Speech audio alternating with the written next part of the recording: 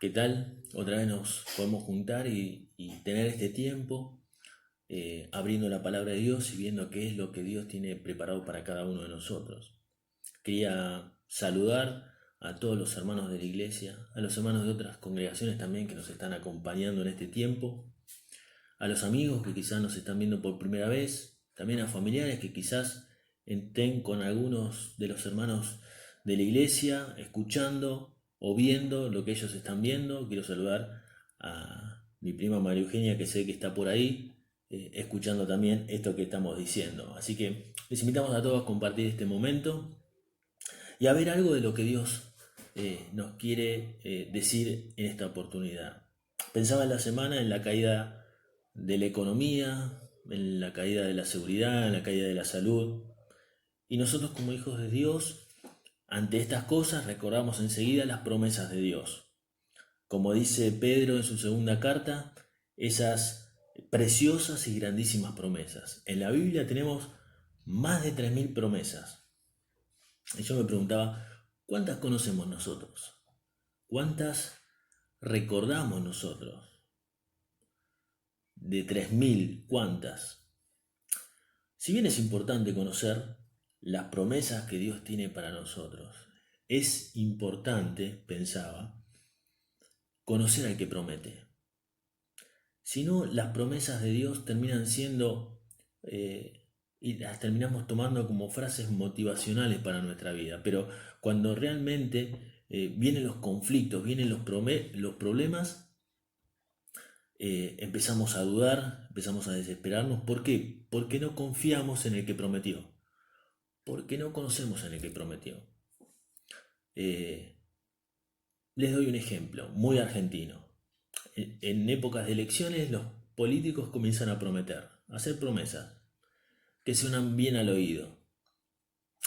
Pero, y hablando en general, eh, con una clase política caída en descrédito, sabemos que mucho de lo que promete no se va a cumplir. Aunque suene bien, aunque en el momento nos parezca lindo. Y aunque quizás lleven a que los votemos. Qué diferente es cuando nosotros pensamos en Dios. Porque pensamos en alguien que siempre que prometió algo lo cumplió. Que siempre que dijo que algo iba a suceder, sucedió. Qué diferente es conocer a Dios. A eso me refiero en esta oportunidad.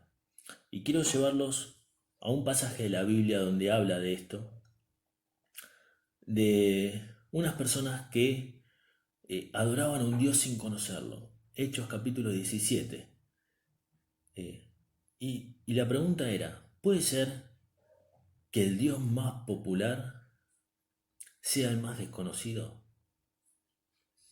Es probable que sí.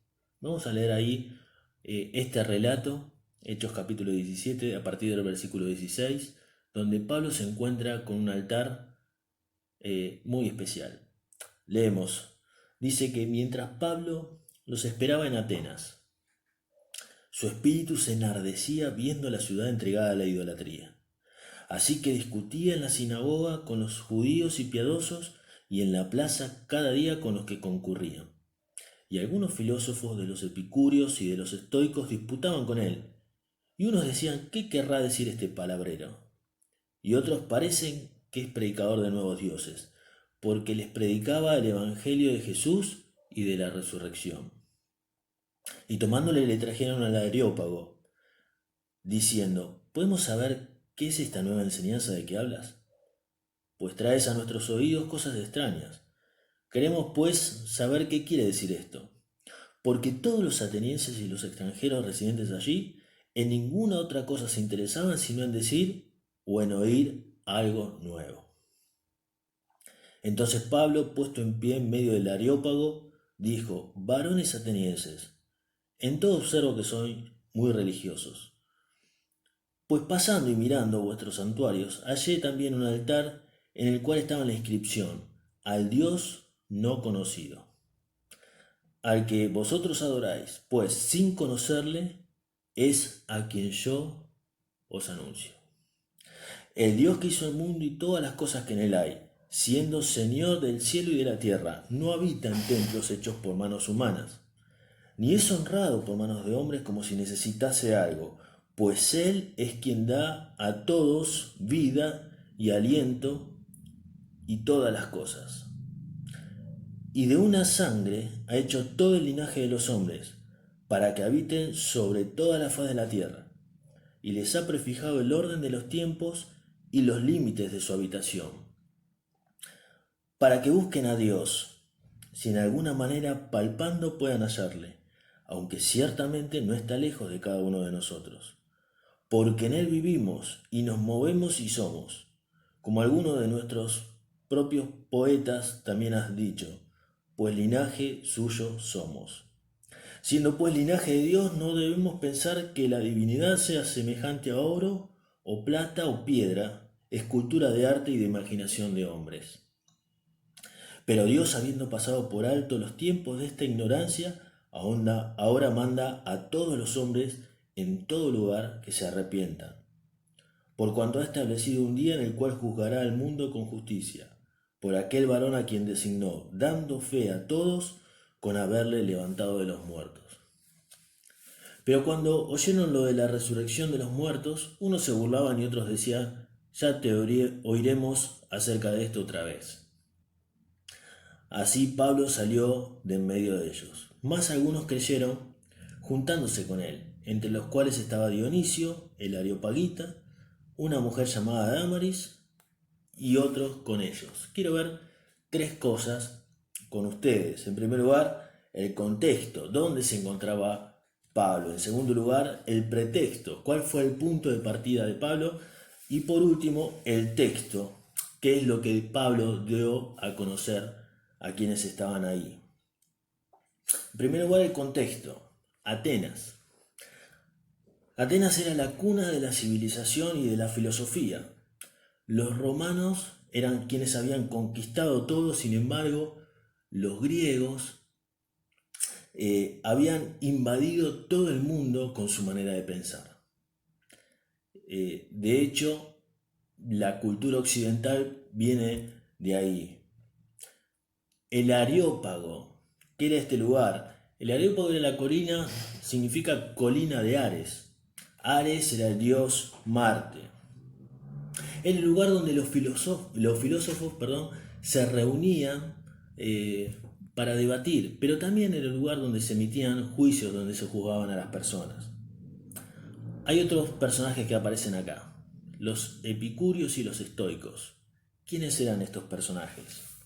Para resumir un poco, no vamos a entrar a detallar su filosofía, pero ambos tenían en común que no creían en la eternidad del alma.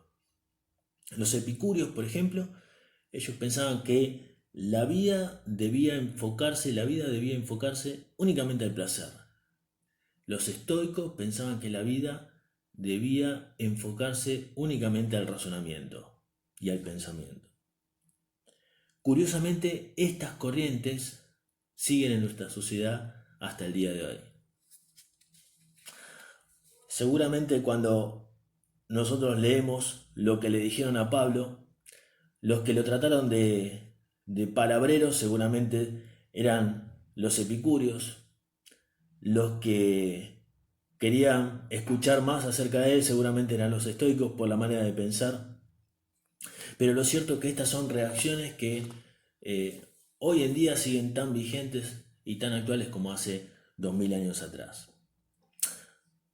¿Cuál fue el pretexto que utilizó Pablo? En segundo lugar, el punto de partida de Pablo es el versículo 22. Dice, en primer lugar, veo que son muy religiosos. Bueno, no era necesario ser muy observador. Por las calles de Atenas había altares en todos lados. Y Pablo ve algo que era imposible no ver. Pero hace énfasis en algo que sí le sirvió para punto de partida. Dice que encuentra un altar al Dios no conocido. Muchas veces escuchamos que era un Dios que los atenienses tenían por las dudas, pero la historia o los historiadores no nos dicen lo mismo. La historia, según los historiadores de época, Dice que tiempo atrás Atenas había sido atacada por una plaga y decidieron en ese momento eh, hacer sacrificios a los dioses. ¿De qué forma? Llevaron un rebaño de ovejas al Areópago precisamente y las liberaron para que las ovejas vayan por donde vayan. Y ahí donde se iban a detener las ovejas, donde se iban deteniendo, ahí levantaban un altar. Y sacrificaban al dios local, al dios de la zona. Dio la casualidad, por decirlo de alguna manera, un grupo de ovejas se detuvo en un lugar donde no había ningún dios. Y ahí levantaron un altar, como dijeron que iban a hacer, y este altar fue al dios no conocido. El altar a Agnostos Theos, como que allí pusieron el dios desconocido. Pero no solo esto, no fue solo un altar, que tenían por las dudas. Luego hicieron un templo a este dios, al dios Agnostos, donde no solo tampoco hicieron el templo, sino que la gente iba a adorar a este dios que no conocían, hacían promesas y juramentos a este dios que desconocían. El culto al dios desconocido era normal como el culto a otros dioses. Y Pablo nota esto, nota que ellos adoraban a un Dios sin conocerlo. Y de acá comienza Pablo a dar a conocer a este Dios que tenemos que conocer.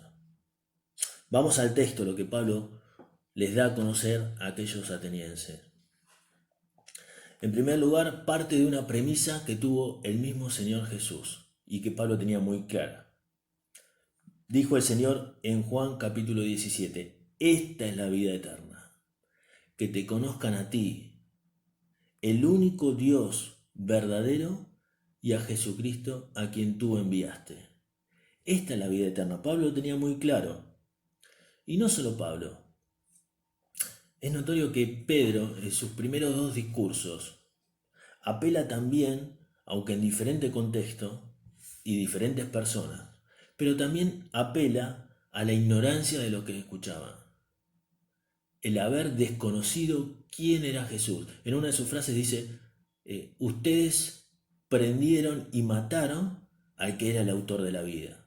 Por ignorancia, pero hicieron eso. ¿Qué Dios les presenta a Pablo a estas personas? Vamos a refrescar algunas de las características. Y quiero que me acompañen a hacer esto para fortalecer nuestra confianza en este Dios tan grande que tenemos y tan nuestro, tan cercano que tenemos a cada uno de nosotros. Lo primero que Pablo dice es que este Dios es el creador del mundo y todo lo que en él hay. Más adelante encontramos a la Biblia en Colosenses capítulo 1 y versículo 16, que por él fueron creadas todas las cosas, las que hay en los cielos y las que hay en la tierra, las visibles y las invisibles. Hizo los hombres, hizo la raza humana, pero también te hizo a vos y te hizo y me hizo a mí. El salmista dice en el Salmo 95, en el versículo 6, que Él es nuestro hacedor. ¿Qué significa esto para nosotros? ¿Por qué refrescar este conocimiento de Dios? Porque Él nos conoce como nadie. Él conoce tus pensamientos y conoce tus acciones. Conoce tus luchas y conoce tus conflictos. Aún el problema que tenés ahora en este momento, Él lo conoce. Dice la Biblia que Él te formó y que te conoce, pero aparte hay algo más. Dice que Él nos comprende. Dice en Hebreos capítulo 4 que Él se compadece de nosotros. La palabra compadecer en la Biblia tiene varios significados, pero en este versículo en particular significa sufrir con. No es indiferente lo que te pasa para Dios. Dios no solo lo sabe que te está pasando, sino que dice que se compadece de nosotros, sufre con nosotros, no es indiferente a lo que te pasa. Qué diferente es conocer que Dios es nuestro creador. En segundo lugar, dice que Dios, este Dios que hizo los cielos y la tierra, es Señor.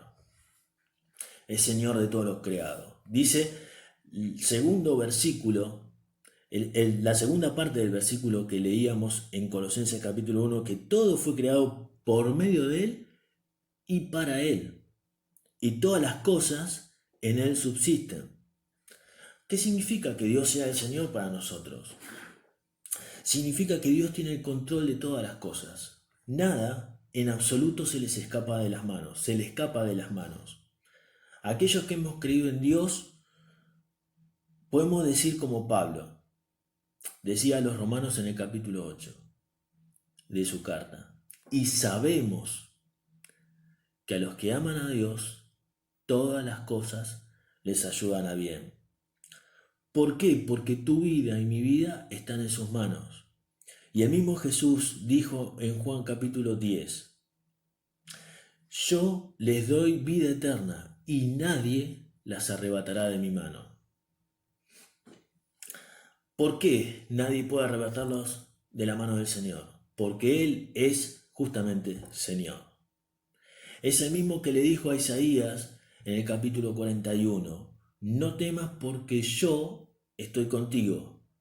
No desmayes porque yo soy tu Dios que te esfuerzo. Qué bueno es saber que el Dios que tenemos es Señor de todo y que no estamos librados a nuestra azar.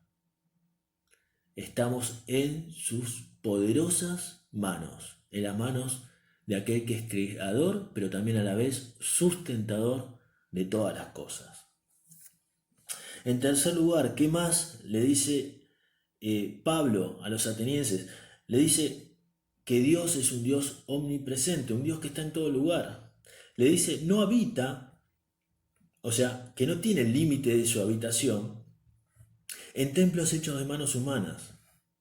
Miren, cuando el rey Salomón edifica el templo, que fue la obra más costosa de la historia, dice ahí en Reyes, en Primera Reyes capítulo 8, los cielos de los cielos no te pueden contener. Y había hecho el templo más maravilloso de todos. ¿Qué significa para nosotros que Dios no habite solo en un templo, en un edificio? Que Dios sea un Dios omnipresente. Significa, en primer lugar, que Dios sigue estando con nosotros aún en medio de esta pandemia. Qué lamentable sería que solo podamos encontrar a Dios en nuestro lugar de reunión. Qué lástima, ¿no? Sería que podemos prescindir de Dios si no podemos ir a juntarnos. Sin embargo, Él está con vos en tu casa, Él está con vos en tu lugar de trabajo, Él está con vos en la facultad o en el colegio, Él está con vos siempre. Pero lo más importante que nos muestra la Biblia y que se encarga de ratificar una y otra vez es que Él mora permanentemente en cada uno de nosotros. Dice en 1 Corintios Pablo en el capítulo 6 que nosotros somos templo del Espíritu Santo. En Efesios capítulo 3 dice que Cristo habita por la fe en nuestros corazones. Nunca, ni vos ni yo, estamos solos, porque Él está con nosotros y Él está en nosotros. El apóstol Juan en su segunda carta dice esto mismo en el versículo 2, que Él está en nosotros y Él está con nosotros. Estés donde estés, podemos escuchar la voz del Señor como le dijo a sus discípulos ahí en Mateo capítulo 28 antes de ascender. Yo estoy con ustedes todos los días hasta el fin del mundo. Qué bueno es saber que Dios no se limita a estar en un solo lugar, sino que está con vos en todo momento, pero también está en vos. En cuarto lugar, se presenta como un Dios que da vida. Dice el versículo 25, Él da a todos vida. Y hay un concepto acá que tenemos que refrescar, y es lo que dijo el mismo Señor Jesús. Yo vine para que tengan vida y para que la tengan en abundancia, ahí en Juan capítulo 10 y el versículo 10. El salmista decía, ahí en el Salmo 143, por tu nombre, Señor, me vivificarás, me darás vida. Pablo decía a los corintios que el Espíritu de Dios que mora en nosotros nos vivifica. Ahora hay una frase que nos tiene que llamar la atención. Juan, en la introducción al Evangelio, ahí en el versículo 4, dice, en él estaba la vida. Juan está describiendo al Señor Jesús. Y recordando esto dice, en él estaba la vida, y la vida era la luz de los hombres. ¿Qué significa esto para nosotros?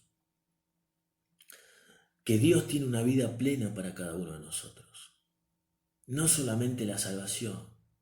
Él vino para que tengamos vida, vida eterna, pero también vida en abundancia. Porque termina diciendo, en Él vivimos y nos movemos y somos. Eso es lo que quiere Dios para nosotros, en Cristo Jesús. Una vida y una vida abundante. Recordemos esto, que Él es un Dios que da vida a cada uno de nosotros. Los que creímos tenemos que ir en pos de esa abundancia, ir tras esa vida plena que quiere Dios para cada uno de nosotros. Déjenme terminar para aquellos que todavía no conocen a Dios, que creen en Dios quizás, pero que todavía no le conocieron. Y hay dos características que Pablo utiliza de Dios, haciendo referencia a esto mismo. En primer lugar dice en el versículo 27 que es un Dios cercano, que no está lejos. No se puede encontrar a alguien palpándolo, si no está muy cercano. Y Pablo dice, Dios es un Dios cercano, aunque sea lo pueden encontrar palpando. Hagan la prueba de buscar a alguien palpando. Si no está muy cercano, es imposible encontrar a alguien.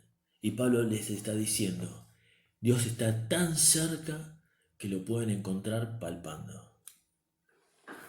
Al contrario de lo que pensaban los griegos, que ellos pensaban que los dioses eran lejanos, que estaban en sus cosas, en sus templos, en sus lugares.